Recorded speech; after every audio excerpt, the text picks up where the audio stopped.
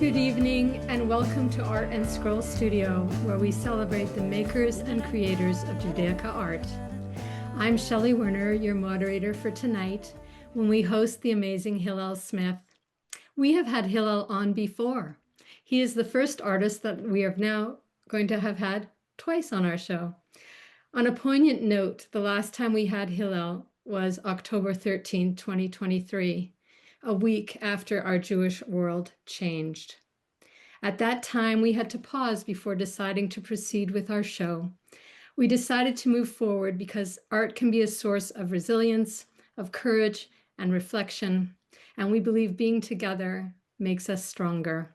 So here we are, sadly, 2 years from that date.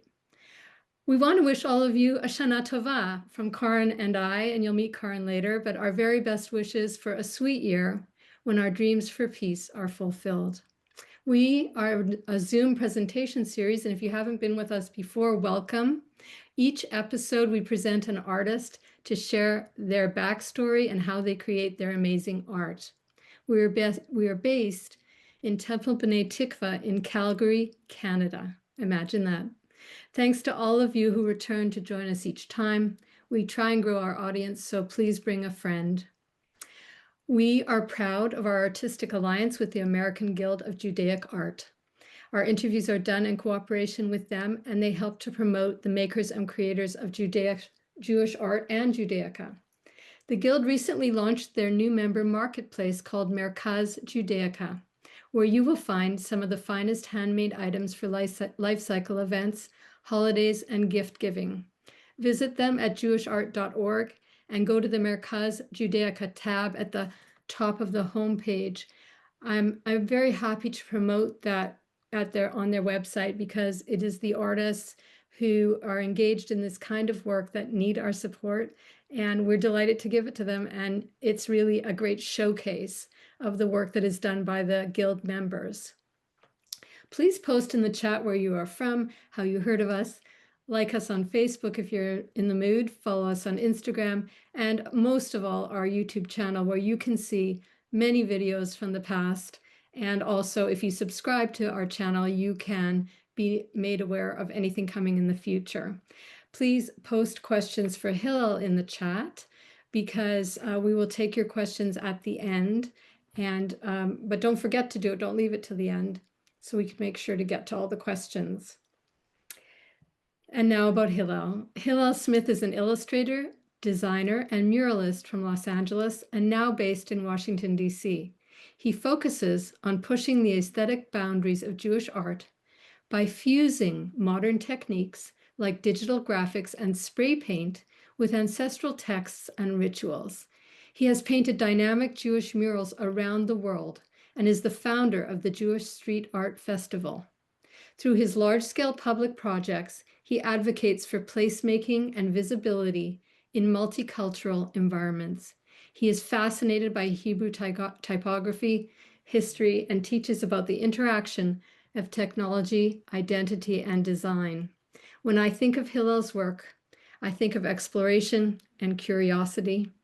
I know that if Hillel was looking for a font that didn't exist, he would just make it up. We are lucky to have him here as tour guide to share Jewish on paper. Welcome, Hillel. Hi, thank you so much for having me. It is really a pleasure to be back in conversation with you again this week. I'm so happy that you're here, and I know you have so much to teach us and show us as regards to Jewish on paper. So let's get into it. I have a few questions before we start our share and our images. First of all, tell us about the original exhibition. How was it conceived? How did it come to you? Much of my work is about making Jewish art in a format that is inspirational to me. I have a graphic design background. I was on here last time speaking about a number of my projects, in particular my Parsha poster series, which was a series of graphic illustrations that I designed every week for the Torah portion. The idea being, how do I take this ancestral Jewish tradition and the idea of making art about Torah, but do it in a completely different design style and a different aesthetic using minimalist, a minimalist aesthetic, a contemporary graphic design philosophy and create something that felt both old and new at the same time. And that's really the crux of a lot of the work that I do of how do I create something that feels both deeply rooted in ancestral Jewish tradition, but also very, very modern.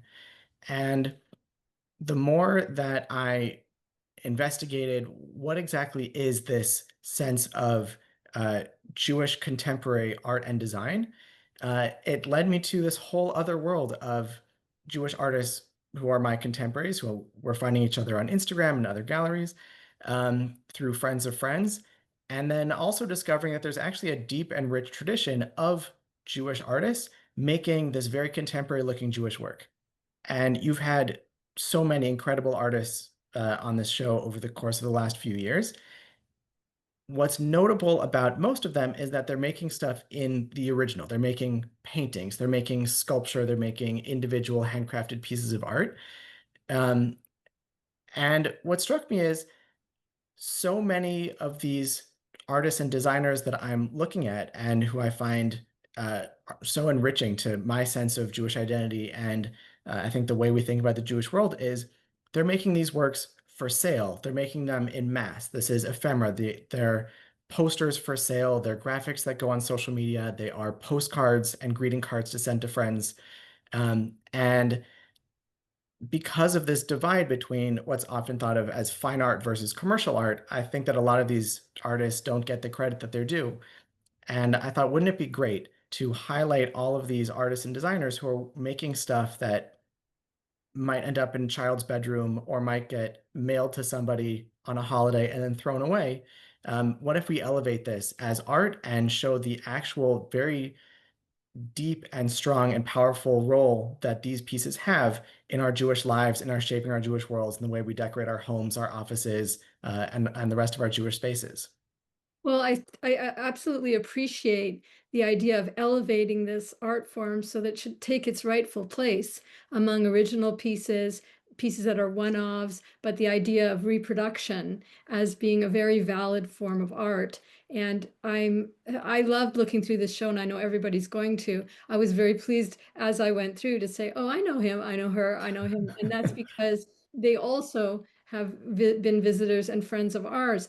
The title Jewish on paper, I have to say, is so catchy and it's so out there, especially at a time where people are hiding where they come from. Yeah. Tell me, so how did you get the idea of a location for this show? Um, I give all of the credit to Rami Ozeri, who is the head of the Jerusalem Biennale. So the Jerusalem Biennale is a massive citywide art exhibition in Jerusalem that happens every 2 years. They have a new theme every year, and the idea is to highlight all kinds of contemporary art, um, most of it Jewish, not all of it. And these are artists who are living in Israel, artists all around the world. And there are many pavilions around the city. So if you find yourself in Jerusalem, I think the next one is going to be in uh, spring of this coming year. I highly encourage you to go. Um, Various arts groups from all over will be curating shows on different themes and different subjects under a greater theme of the Jerusalem Biennale. The theme in uh, 2023 was it's called Son Barzel, so an iron flock. And the idea being that there's a kind of cultural transmission or cultural artifacts that we take with us wherever we go. And the way I interpreted that was we decorate our homes, we decorate our lives and our and the spaces that we inhabit with a lot of this ephemera. And so it felt so perfect. This idea that had been percolating in my head for a very long time. This is the exact message that I'm trying to communicate with the work that I do. And I know that many of these other artists are trying to do the same as well. And thought it would be a perfect venue to highlight all of these artists and their work. Um, Rami and the Jerusalem Biennale committee were very excited about this idea. And while many of the exhibitions at the Jerusalem Biennale are in museum spaces and more formal settings, Rami had the idea of mounting the show, putting up the exhibition in the lobby of Heichal Shlomo, which is a big building. They have permanent museum exhibitions on the upper floors. It's right next to the Great Synagogue in Jerusalem on King George Street. And his idea was, let's put this in the lobby Great. where people who are attending other exhibitions upstairs will pass through it who are looking for art. But also, there are a lot of offices in this building. There's other kinds of programming that happened. And had the great intuition. What if we present this work and use this work as a way to bring people in much the same way that these artists are using this work to bring people into Jewish thought and Jewish life? And it speaks absolutely to the theme of accessibility, that this work is accessible and meant to be consumed or experienced in a very intimate way. So in a way, you're taking it out of a person's home and you're putting it in a public space and inviting people to view it as they transition through a public space. Yeah, exactly. Good. I'm glad I got it. Let's go to the show now because I know we have lots to look at and we'll continue talking.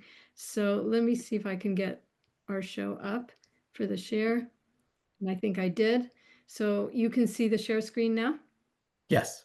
Okay, perfect. So this is our introductory screen and let's begin. I know these are some of your works. Get us started. So, as I had mentioned, this was a big piece of mine. Almost will be 10 years ago, I started this project in Simchat Torah 2025 or 2015. So this is its 10-year anniversary this year.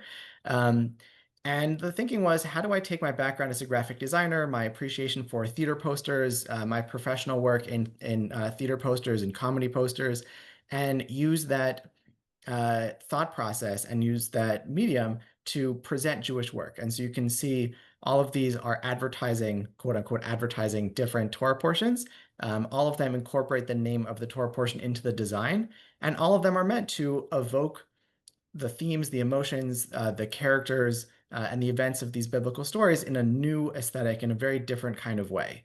And the more I got invested in this project, and the more I became interested to see who else was doing the same thing, uh, I started getting a larger and larger wish list of other artists that I would love to in the future try to work with. And then it all came together in Jerusalem. So this is the opening of the exhibition in the spring of 2024. The Jerusalem Biennale 2023 was initially slated to open on Sukkot fall of that year. Because of October 7th, the entire exhibition was delayed until until the spring. And spring ended up being a great time. So now they'll be hosting it on the even years in the spring. And speaking at the opening exhibition with all the art on the wall and all the people who had come from near and far to be a part of this really great program. One thing that I made sure to do in this show was to highlight where all these people are coming from. I think we had one of the most global shows at the Biennale, with over 40 artists from almost as many cities. You can see this map as artists Incredible. range from across North America and Europe and Israel. Did And a you do an very open, yeah, I was going to say, did you do an open call for this or did you reach out to people you knew? I started with people that I knew. There were a lot of people who I have been such a fan of their work for so long, and tried to make sure, really bother people until they said yes, because it felt so important to have their work. And then a few people I said, do you know anybody else who would fit this? And then started getting recommendations. So there wasn't necessarily an open call, but there was definitely a word of mouth campaign of who else do you know? Who else do you know? Thanks so much for putting me in touch with this person, then getting a chain, so we can get really a who's who of who is doing this work right now. I'm sorry I took us a little bit back in time while you were talking there. And Sure. I'm sorry about that because I missed my spot there. But what I want you to do is take us back in time and tell us about the history here that you have of Jewish interest in posters and this kind of work. Sure. So you can see here on the left, this is a French painting from the 1640s. This is Moses holding the Ten Commandments. This is a Christian painting. And at the time, uh, the kinds of mechanical reproduction available to most people is pretty limited. And so unless you're very wealthy and you can afford to have a painting in your home, the way that you would have a piece of art in your home would be by purchasing an etching that's a copy of some kind of popular work. And various artists were doing this, dating even further back than this painting. Um, you'll see on the right, there's a etching, a copy of this painting. But what you'll notice is that the artist has changed the, the Latin text on the tablets into Hebrew. And as far as I'm aware, this is the earliest piece that I have found of mass-produced lithography that was created specifically for the Jewish market, because Jews, just like anyone else, want to decorate their homes and want to have Jewish work that reflects their heritage and their values in their homes. And this lithograph is unsigned, so we don't know exactly who made it. We have the name of the publisher, but not the name of the designer. And very quickly, this was adopted, and then other artists start making copies of this. You'll see on the right, Hillel Braverman, who again back in France, got a copy of this Jewish version of this etching and thought, actually, what's another Jewish art form? Micrography. So he then makes a copy of this painting, again targeted to the Jewish market. This portrait has the entire book of Deuteronomy into the line work. And here is again this another example of Jews being very interested in making their spaces Jewish at a low cost way, in a way that's affordable to the rest of the Jewish world, and putting this work out there already in the 1870s. That was a very popular poster. Are you with me still? Yeah. And here is another piece from the 1890s. Again, one of the earliest pieces that we put in the show. Another micrographic piece, also an etching, and produced for the market. This has the entire book of Jonah. Etching is an easy way of creating uh, reproducible works because you get a sheet of metal, you can create very detailed line work in. You can tell that unlike, say, the portrait of Moses that we saw earlier, this is more of a DIY, lower proficiency piece of art, but still beautiful in its detail.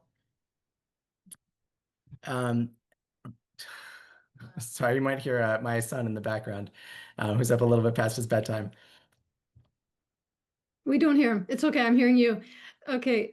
It's no worries. Tell me. And then moving a little bit forward in time, now we have a real moment where Jews are looking around them to see the kinds of artwork that they are fans of in the world. So here you have Ephraim Moses Lillian in 1908. He's very influenced by Art Nouveau, and producing this very detailed, beautiful line work piece that he produced in a fully illustrated Bible. So again, looking at ancestral Jewish tradition, but uh, in a very contemporary theme. Yeah, being part of the world, really. Very much. Working in a similar style. This is a piece from, sorry, you might have a little guest appearance right now. Usher. Do you want to say hi? Okay, I'm going to talk about the art. Um, Also from around the same time period, 1920s. And what I love about this is a Purim poster. It says Mazal Adar Dagim, so Mishnechas Hadar. Usher, have you made a And we comment on have, contemporary art? I know, right? We're going to look at pictures. And what I love about this is over 100 years ago, and it looks fresh, it looks modern, it looks current. Incredible. Yeah. And this is produced for the mass market. This is just a poster for Purim that was produced to put out into the world. And I love that this created this lasting impression among Jews as a way of here's a low-cost way of putting things out there. We can think in a similar style about, say, Simchat Torah flags with that holiday coming up. of other kinds of art that were designed to be used for just a short period of time that were ephemera, but still had deep Jewish content and strong Jewish values. So now you were going to take you to the show, and there are those your shoes? Standing. Those are not my shoes. Those are the shoes of Ellie Kaplan Wildman, who was very helpful in co-curating the show with me. So this is something that was designed as an almost an entry kind of a statement. I think did you make it into a large sticker or did you cooperated on this? It was designed as a large vinyl decal. So this is a collaborative piece with Doriel Parker, who's an Atlanta-based illustrator. She had designed these beautiful line work coloring book pages that I couldn't figure out the best way to incorporate them into the show. And the more I thought about it, like, wouldn't it be great as people come in to have an immediate almost welcome mat to greet them in and to designate this space as a space of art and to encapsulate all of the themes of the show. So this has a verse, Lahagid baboker chastecha ve'emunacha baleilot, speaking about praising God in the morning and in the evenings with the rising sun and the moon, and then which is all of her art that I cropped and colored. And and then you'll see around the outside, there's a calendar of the entire Jewish year with all of the holidays marked, Beautiful. which is a piece that I had designed. So this was very much a way of incorporating both the time of day, the time of year, the entire calendar cycle, and the idea of praising God throughout all of these different times, which would then reflect in the way the show worked all the way around the room. So tell us about that, how you decided on these different sectors. How did you make What was these? that picture about? So this one has, yeah, I'm going to talk about it. And so this one has shows the show divided up into different sections, um, starting with prayer in section one. This is a panorama around the whole room because this was designed in a giant square lobby. So starting with prayer, going through holidays, Torah and text, including rabbinic wisdom, books, the Torah itself, and then physical objects as the last bit on table 4, next to the big map of uh, all of the artists, their bios, Great and job. participants in the show. I want to ask you just a quick question Where's the before we map? move into details. Did you Where's the map? Usher, did Daddy ask the artists to specifically make a piece for one of these sections, or did you take the work that was submitted and then divide it? I took the art that was submitted. There was kind of an open question about what kind of work we were going to be having in the show. Um, I knew that I wanted it to be on one of these subjects, prayer, holiday cycle, and Torah, as a way of saying this is all art that's about ancestral Jewish tradition. And going into the show, I wasn't exactly sure how it was going to be laid out, where the work was going to go in, if we were going to divide things by artist, divide things by time period. And as the work started coming in, I thought it made sense to actually organize it by these different themes. And then within each theme, as we'll go through the different walls, to have things in prayer as we cycle through from the morning to the evening and throughout the week, holidays going cycling from Rosh Hashanah and going through the end of the year, and then Torah and text also cycling through uh, works from the Torah, from rabbinic writings, and other kinds of Jewish knowledge. Let's get into it and have a look. So what you're basically saying is they submitted the work and you then decided what section it would go in. Okay, and Right. this is our introductory section on, is that in on prayer? So this has the introductory text, and then this is a prayer. So starting off at the very beginning with one of my favorite pieces in this medium by Dov Abramson, who's a Jerusalem-based graphic designer. He has an incredible design studio making logos and social media graphics and all kinds of things for a host of Israeli and national organizations. But I love this piece of his. This is called Sha'ot, which means hours. The Jewish day is divided into a number of hours. And in each section of the day, you can write is when you were allowed to say different prayers.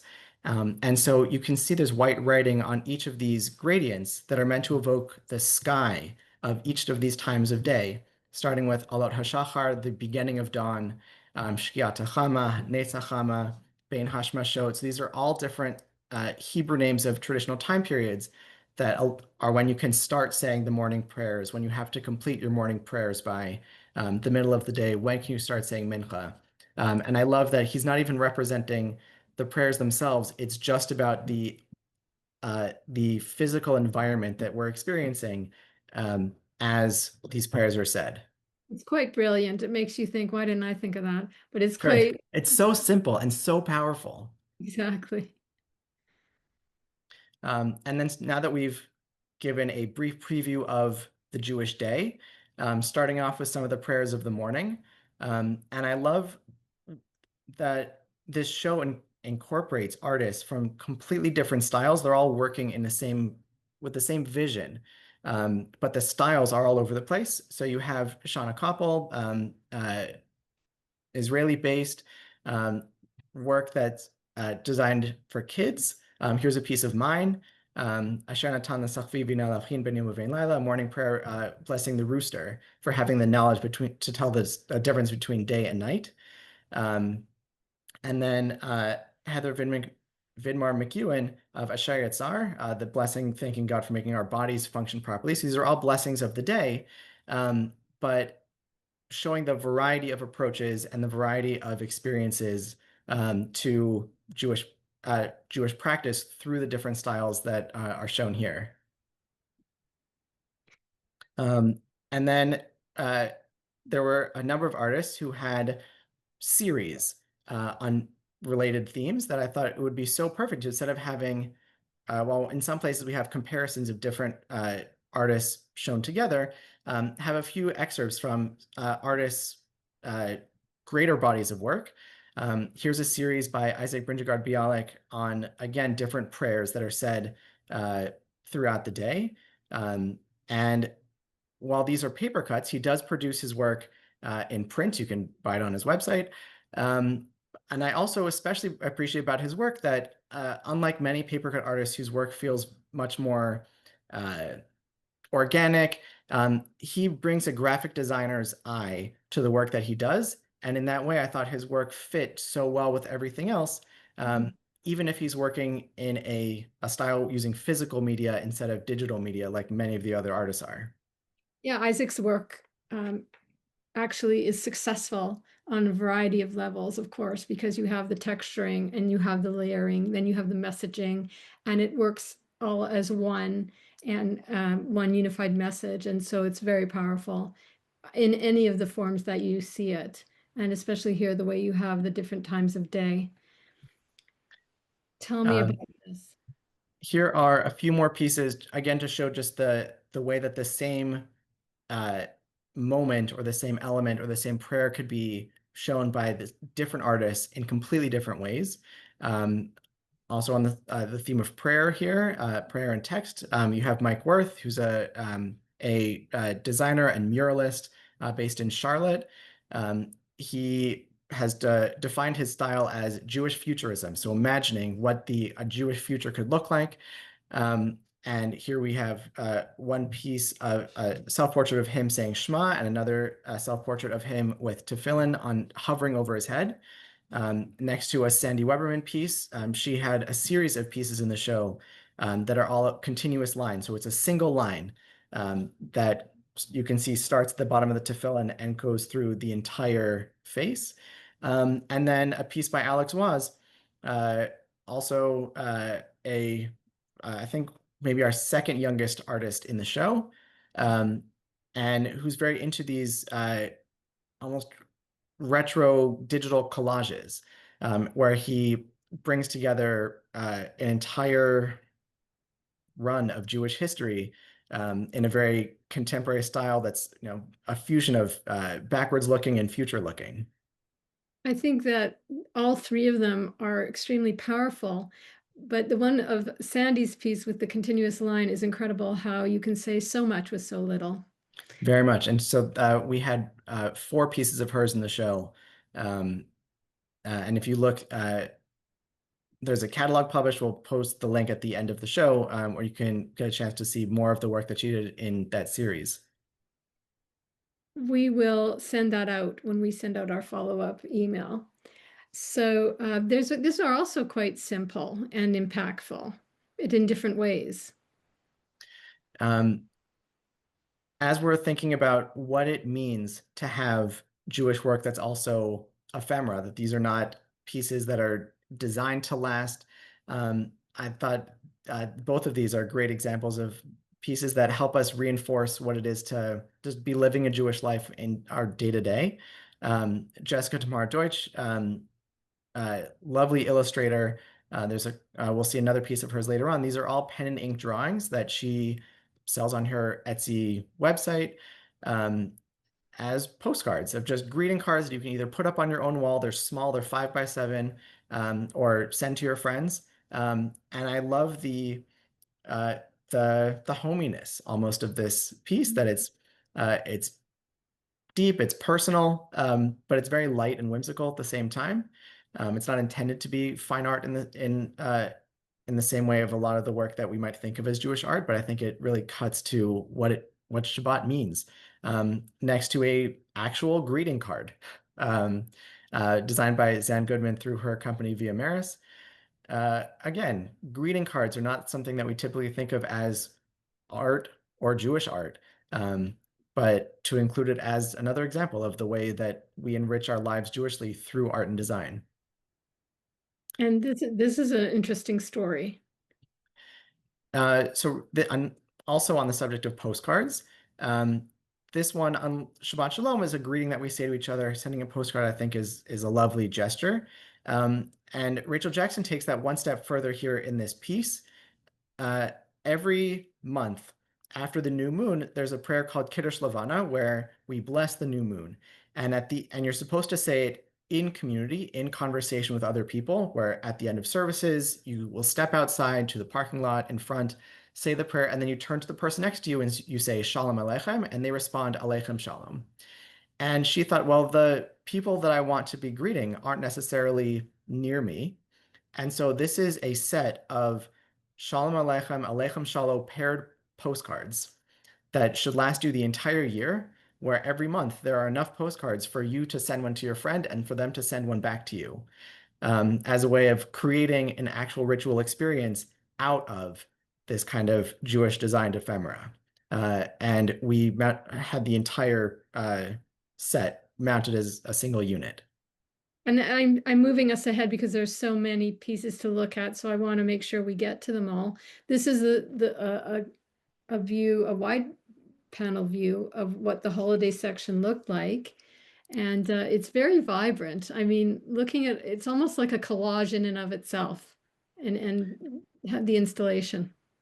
Very much. I mean, I love having bright color in my own work, and having the opportunity to include so many artists who have the same affinity for bright color and bold design as I do. It was really just a pleasure to make this vision come to life in a way that was so dense and so vibrant. You must have felt like a master craftsman that you got to play with all these little Sure, building yeah, and blocks. making sure that everything lined up as we filled all of the space that we had on the wall.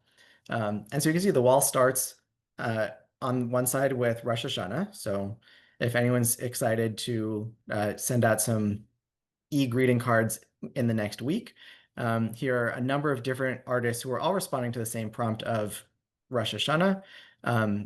Lizzie Sivitz, who does these very intricate, uh, I don't, moody isn't the right word, but just very I don't know, dramatic and engaging and I think emotive pieces, often incorporating Hebrew text. And so here's a Rosh Hashanah piece, Teshuvah Tefillah Tzedakah.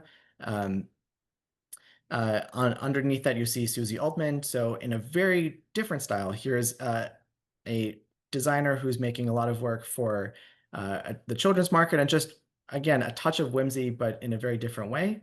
Anshi Kagan, who's very clearly referencing Rene Magritte in his This Is Not a Shofar, which I think is a very hilarious take and not what you'd expect from a Rosh Hashanah card, but it brings a smile to my face every time I see the work. And then Yitzhak Muli, who started his artistic journey as quote the pop art rabbi, making work in a style of Andy Warhol, and here making work in series that this is created both as an original art piece and also to be reproduced as a print. Um, and looking at all of these together and seeing the various ways that we will be celebrating Rosh Hashanah as a community next week. And then moving forward through the holiday cycle. Again, very different approaches here. Elchanan Ben Uri is an Israeli calligrapher, and I just loved that he drew, basically, or wrote, I guess, wrote a lulav out of these beautiful calligraphic shapes over a font that I believe that he designed as a typographer that says Chag Sukkot Yafeh V'Sameach, have a happy and wonderful Sukkot.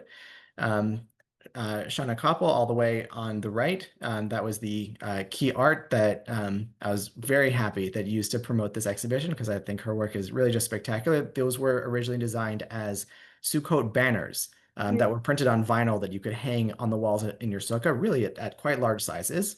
And then in the middle, as part of this idea of referencing a much longer history of contemporary Jewish graphic design and poster art, there are a series of holiday posters produced by JNF, the Jewish National Fund, in the 60s and 70s that are here scattered throughout this show. And I just love the way that you can see this progression through uh, aesthetic styles Mhm. from this mid-century silk-screened piece through these So hopeful, so contemporary almost naive. calligraphic and digital pieces. Yeah, almost naive and hopeful. And the ones from the past, I certainly it resonates with me from my child. These pieces here that were done in the '60s when I was going to Hebrew school, and these all resonate for me. Yeah, and I just love the way that as contemporary artists are looking to the past for inspiration, this kind of clean line, flat color style, even though that was more of a necessity when you're doing silkscreen. Now that many of these artists are working digitally, are still referencing this style as a way to embrace the past, create something that feels a little bit more timeless. And so having these pieces in the show felt not just appropriate, but just Fitting. yeah, very fitting. And what I especially love is the way that Jewish artists from across time have work that responds to each other. Mhm. And so here's two pieces about Tu B'Shvat. One, another JNF poster from the 70s, next to a piece by Steve Marcus, a contemporary designer, who actually did cut his teeth on punk rock and streetwear design over the course of the last few decades. I know you've had him on the show before. Has an incredible story, and the way that he's also bringing in an entire history of rock concert design and other other kinds of art into the work that he's doing, and having these hung on the wall in this whole series of Jewish holidays. And then on the right, that Purim poster that we saw earlier from the 20s, above another Jessica Deutsch piece, this one, Mishnechnas Adar Marbib V'Simcha, again, using the fish in this watercolor piece that was also produced digitally and is also available for purchase. Now here we have some of the objects. Here's another object. So again, two artists who are working in a very contemporary style, but from about 100 years apart. Ofer Winter having the set of Chad Gadya coasters. This is part of a much larger Chad Gadya project, and I love the cartoonish joy, whimsy, the silliness inherent in these little illustrations, and having this share space in this exhibition with a series of El Lissitzky uh, pieces that was part of a Yiddish children's book and also a set of independently available lithographs. Also going through every single animal and artifact in the Chad Gadya song from Passover. And it just is an incredible show that you and idea that you had to take us through history on this journey graphically. And it's really very, very powerful. And I do hope that this show gets mounted again and again. And if there's anyone here in the audience who wants to do that, I know you'd be open to it. And then the more that we talk about the Jewish holiday cycle, we think of holidays as things that are uplifting and celebratory. And I did want to make sure that this is a show that encapsulates the entirety of the Jewish life. And that includes the sadder holidays on our cycle. Here are two pieces about Tisha B'Av, the saddest day on the Jewish calendar that falls in late summer, about the destruction of the temple. And again, highlighting some different approaches to this. On the left is a David Goldstein piece, who is, I believe at least, one of Israel's foremost contemporary calligraphers. A piece that, and this is, I think, also one of the largest pieces that we had out there. And the way that he uses color and line work, and just using the text of from the book of Eicha, Lamentations, to speak about the sadness we're feeling on this holiday. Next to a piece by Eitan Gutenmacher, who I believe uh, as a college student is the youngest artist who's in the show. And I thought it was a really nice thing to be able to highlight artists from, I think, as young as 20 and well into their 80s in this exhibition. One of our older artists, David Moss, who really is a force in the history of contemporary Jewish art, and has been for the better part of the last 50 years. Finishing this cycle of Jewish holidays and prayer. So this piece is divided into three sections. The upper portion is the Jewish day, starting with the rituals of the morning, talit, washing hands, tzedakah, Torah, tefillin. The next section is the Jewish week. So here's a bunch of pieces about Shabbat. Then a section on the Jewish year, going through the holiday cycle. You can see Rosh Hashanah, Sukkot, Hanukkah, Purim, Passover, and Shavuot. And then the last column is the Jewish life, starting with Brit Milah to a wedding, and then to mourning a death. And so having this piece at the end of this cycle, almost as we began with the Dov Aberson piece of the times of day, I thought it was a fitting way of showing this is Like a how summary. Jews measure time, right? Mhm. We measure time atmospherically, and we measure time in moments. And now we're coming to the Torah and text section. Lots of beautiful pieces to look at here. And so again, beginning the Torah and text section with our love of text. And here are three pieces that don't have very much actual text in them, but are all about our love of text. Here are all three different representations of Talmud. Three artists that we've seen already in this presentation: Lizzie Sivitz, a page of Talmud with the text Aseh lecha rav, make yourself a rabbi, a teacher. Yitzchak Muli, again, using the page of Talmud, but in a brightly colored, abstracted way. Again, showing that it's our love of text, the brightness of it, that brings us in, and creating what's 500 years after this format was published, very much emblematic of Jewish learning. And then Anshe Kagan, again, taking his sardonic spin on ancestral Jewish iconography, using graffiti on these gates that appear at the beginning of many editions of the Talmud, again showing our reverence and irreverence of Jewish subject matter. And then again, as we talk about the Jewish life as being a combination of uplifting and then also occasionally sadder and tragic moments.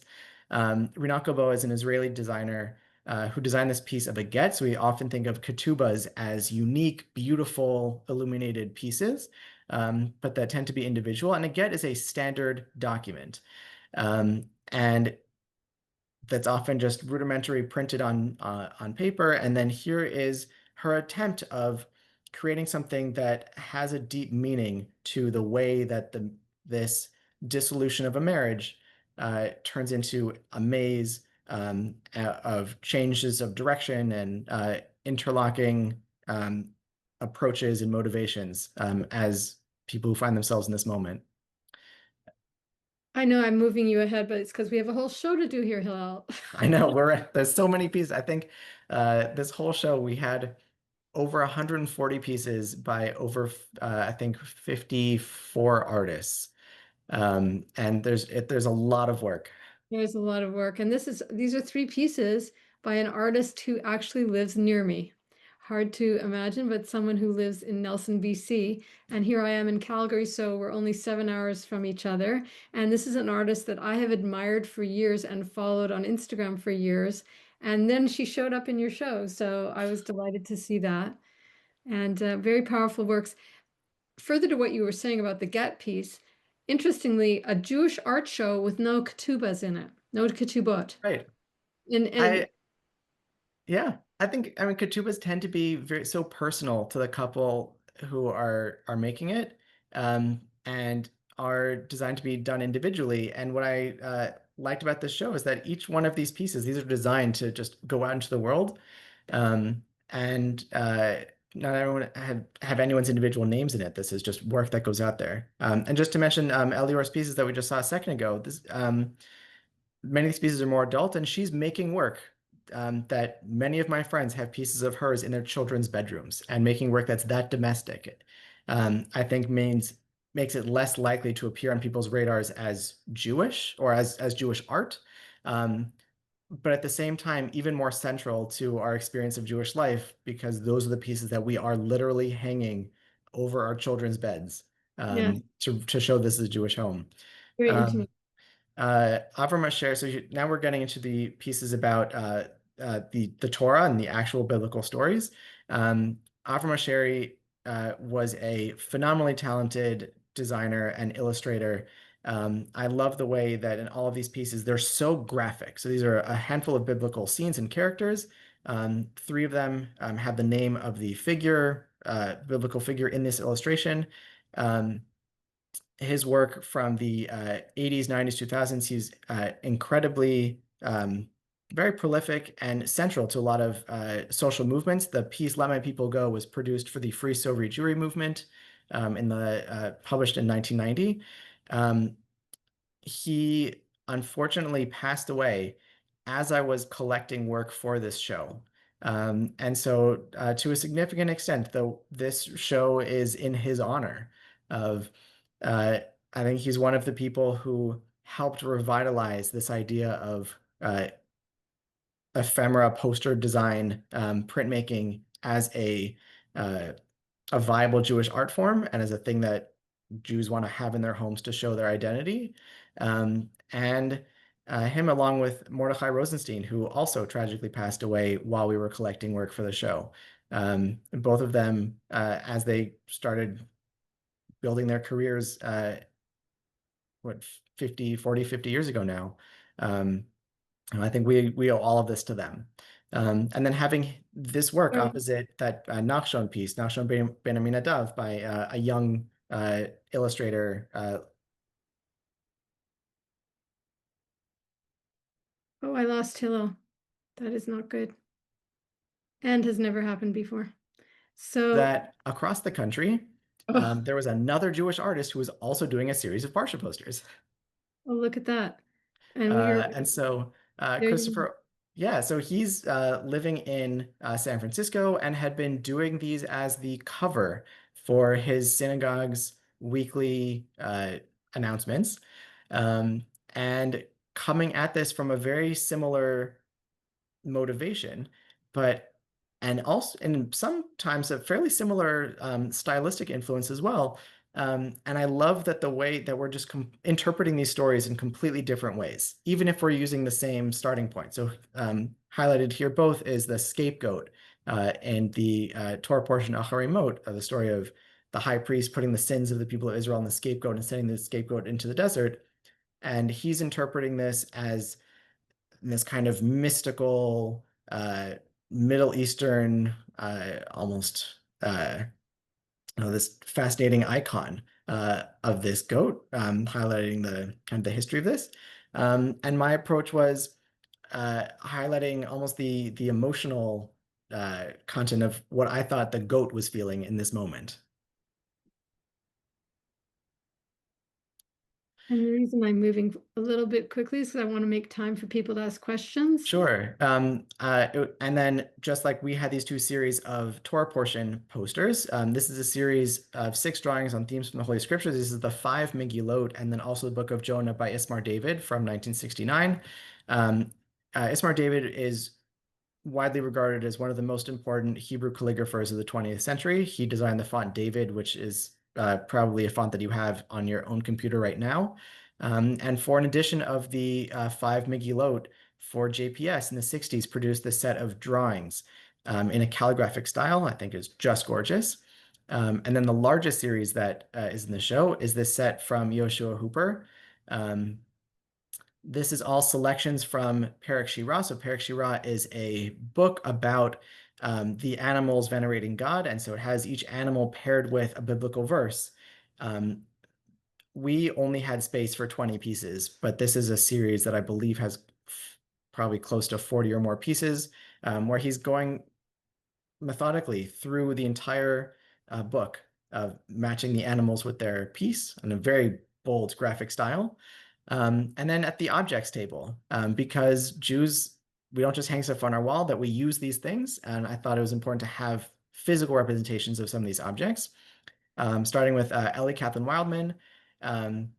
So my co-curator, my hands on the ground in Jerusalem, who was instrumental in making sure this show actually happened and got hung, designed this river runner. So this is almost a table runner that you can put on your Seder table, has spots for all the things from your Seder plate to make your Seder plate into an interactive activity as you follow the Jews from slavery to freedom. Some physical media products. So Raina Fox, based in DC, a set of lino cut greeting cards for Rosh Hashanah, for Hanukkah, in physical media, not just digital pieces. And then we can see the Chad Gadya coasters we saw earlier. Anita Sobel, who's a wonderful illustrator, who, for the holiday of Purim, designed her own beer labels. What a great idea. And then one thing that I loved throughout is that Heather Bronson has a set of these really delightful holographic mezuzah stickers that you can also buy on her Etsy site. And I thought this show is set up in this lobby space that has a number of these sectional walls with spaces in between them. Wouldn't it be so appropriate to mark each one of these doorways with mezuzah stickers? It's a brilliant idea. As just another way of showing all the different kinds of things that exist in this universe. Thank you for touring us through the show. It's amazing and I love it. And I'm just gonna I want to go just quickly through some of your the work from the Street Art Festival. Can you summarize some of this for us real quick so that we can ask Sure. questions? So in addition to working in a digital format, I also do murals, and also in my quest to create Jewish communities of like-minded artists, started what I call the Jewish Street Art Festival. We just completed our 4th festival in Orange County. This is a traveling festival. If your community has the interest and funds to bring us in, we would love to do this for you. Over the course of the last 6 or 7 months, produced 9 murals with 2 more to come at locations around Orange County. The previous one was slide on here was a shalom piece that I painted in Santa Ana, a giant piece on the back of a synagogue that you just saw. Here's a group photo with a number of the artists who are part of that exhibition: Yitzhak Muli, Mike Worth, Louis Barak, who are part of our May cohort, with some of the murals that they painted at locations around Orange County. We had another set painted in August with 2 more to come at the Irvine JCC in October. And just another way of showing that Jewish art can be a much more expansive box than we necessarily think of, to include different kinds of media and different kinds of art with different ways of approaching people and allowing people to engage with it. It's not necessarily just paintings on a wall, the ritual objects that we hold, but it can be the murals, the posters, the kinds of stuff we give our kids. And Hopefully, this all of these projects encourage people to think bigger, and to invest more thought, at least, in the way that they want to engage with Jewish life, and the way that they can help create Jewish spaces. Well, I think, really this exhibit blows my mind altogether. Like just to even look at it, you'd need a longer period than what we've certainly blasted through here. I do apologize to everyone. I could have been harder on Hillel and made us edit it more, but I think that we got an overview. One of the questions was, where exactly was this show again, please? So So the show was in Jerusalem. The This was at Heichal Shlomo, which is on King George Street, right next to the Great Synagogue, in building that hosts a number of other museum or gallery spaces. Um, we are hoping to continue to tour this show and would love to put it in more places. And Shelley and I are speaking about hopefully bringing this to Calgary in yeah, November and I then on from there. hesitate to announce it because we've got a lot of work to do on it yet. But when I saw it, I was just like, we have a gallery in our temple, and I was just like, we got to get this stuff on the wall. And I hopefully we can do it. Question was, is the show available online? Most of it. I'm working on it. The catalog link has been posted in the chat already. We can post it again. The catalog has a complete list of every single artist whose work appears in the show, along with a link to their website, their bio, or if it's a historical artist, some brief information about them. I'm working on putting together something a bit more extensive that has all of the artwork, not just one piece per artist. But as you saw earlier, I have a toddler, and so my time often gets away from me. But it's on my list of things to try to put out there. And when we send out our follow-up email, it will have a link there as well. There's a question about making teaching resources from this collection, and that it would be so great to be able to use this imagery to teach about Torah, ritual, holidays, etc. This person teaches Judaism 101 classes for adults. He says, I'd be happy to help you. Hmm. Oh, that would be really lovely. So the best way to reach out, I'm very easy to Google. My name is Hillel Smith. If you put my name into the internet, you can find my website. I can post my email address in the chat. You can also reach out to me on Instagram. All right, so I just posted my email address. Yeah, Uh, Hillel is findable. You can find him. and there's my Instagram. Either one of those is a good way to reach out. I would really love to make this into educational materials. I think the the limited amount of work that is traditionally or has historically been available on, say, Jewish classroom resource websites.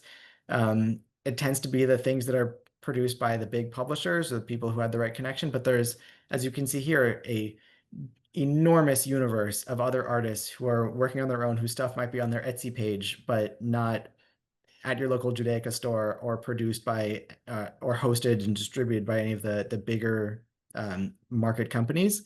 And so it would really be wonderful to get this work into more people's houses, classrooms, and to use it as teaching tools. That's very much something that I would love to be a part of.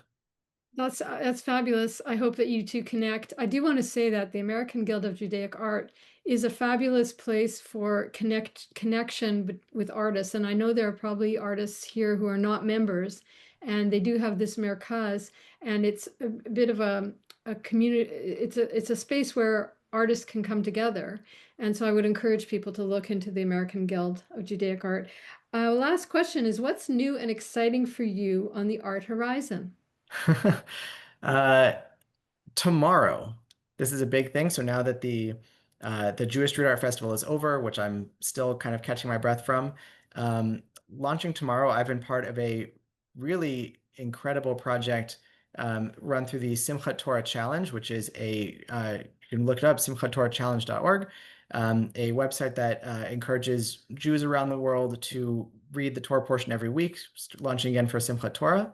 And the first piece that's coming out of that is a set of Simchat Torah flags, which fits very much into the subject of today's program. Um, uh, 8 flags by 8 incredible Jewish artists from, again, all different media. I think 5 of whom were featured in this exhibition. And so it was really a pleasure to work with them again and then bring in some new faces. Um, and so if you check, I think their website launches tomorrow. I believe it's Simchat Torah flag or simchattorahchallenge.org/flags, which should be live in the next couple days with resources and downloadables and other kinds of materials. Um, and I'm very excited to see that go out into the world. Well, I just want to say how grateful we are to you, Hillel, for taking the time and the energy to put this PowerPoint together to share with us. I know it was a lot of work, but maybe you can use it because it's a pretty good summary of your show, and maybe you'll come in handy. But I want to thank you so Yeah. much for spending the time with me on various afternoons. I enjoyed it, and I love the work. Yeah, really, it's been such a delight being here and sharing this with you and with all of the people who know that Art and Scroll is a really great place to find out about incredible Jewish art, and who have been following you for the last bunch of years. And I see how excited people are, and it's great that you've created this kind of community who is so invested in appreciating Jewish work.